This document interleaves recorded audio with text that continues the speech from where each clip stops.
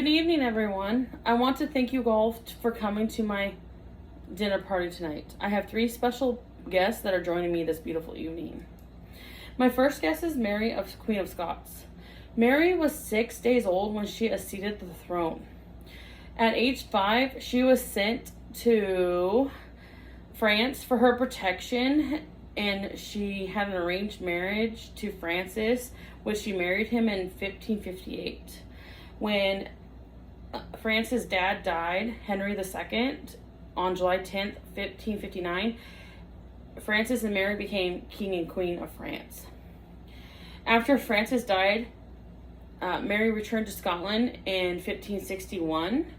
Mary married her half-cousin Henry Stuart in 1565, and they had a child named James in June 1566.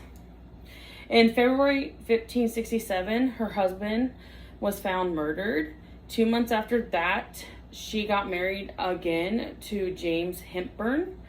And in July of 1567, she was forced to leave the throne in Scotland and for the safety of her son. So she seeked for the protection. She ran for the protection to her distant cousin in England, which she tried to claim her throne as well, which Mary was found also guilty for plotting against Elizabeth in 1586, in which they beheaded her that following year. My second guest is George Washington. George Washington came from a wealthy family in Virginia. Washington was a slave owner who had a complicated relationship with slavery. Washington's first public office was serving as a official surveyor in Virginia from 1749 to 1750. When he was 26 years old, he married his wife Martha when she was 27 years old on January 6, 1759.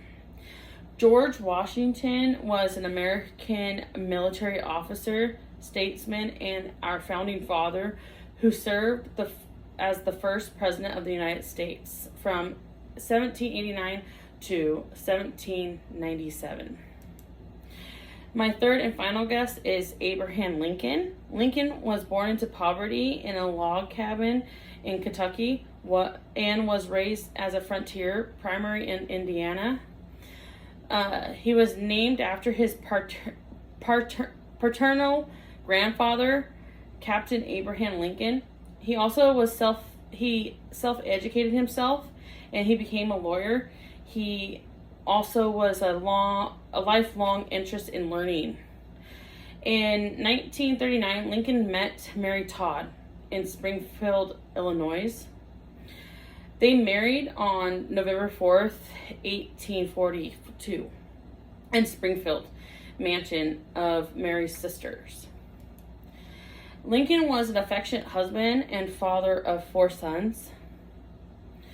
On April 14th, 1865, just days after the war ended, he was assassinated by John Wilkes Booth when he attended the Forks Theater in Washington, D.C. with his wife, Mary.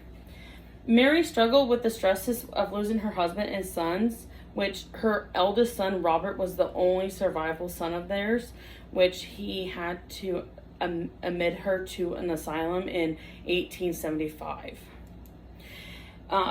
With these 3 historical people in history, it is a great honor to learn about them.